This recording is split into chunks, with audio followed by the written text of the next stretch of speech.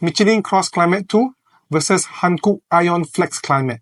One is the benchmark all-season tire, the other is a bold EV-specific challenger. Today, we'll dive into real-world results to see which tire truly deserves a spot on your EV. Throughout this comparison, you'll see performance metrics represented in percentages, with the Michelin CrossClimate 2 set as the reference point at 100%. These results are sourced from 2025 Auto-Build EV all-season tire tests. In wet braking, the iON FlexClimate stopped 1.2 meters earlier, a 3% advantage for Hankook. Around the wet handling course, Hankook was 3.2 km per hour faster, 4% quicker.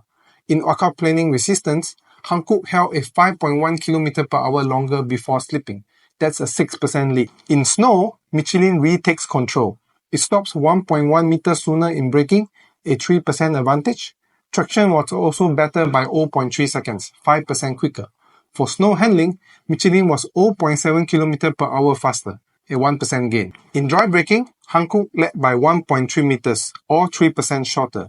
In dry handling, it was also 3.1 km per hour faster, another 3% each. For rolling resistance, Michelin had a slight 0.07 coefficient value advantage, just about around 1% more efficient. Mileage wasn't tested this round, but previous tests has shown Michelin CrossClimate 2 consistently performing at the top in tread life. As for price, Hankook's iON FlexClimate is about 3% cheaper than the CrossClimate 2.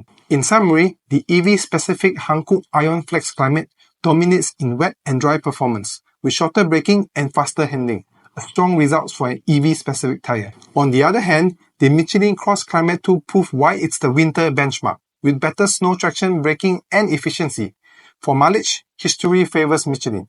Your decision? Choose Hankook for wet and dry grip, or Michelin for all-season reliability, especially in winter. Thanks for watching, and don't forget to subscribe.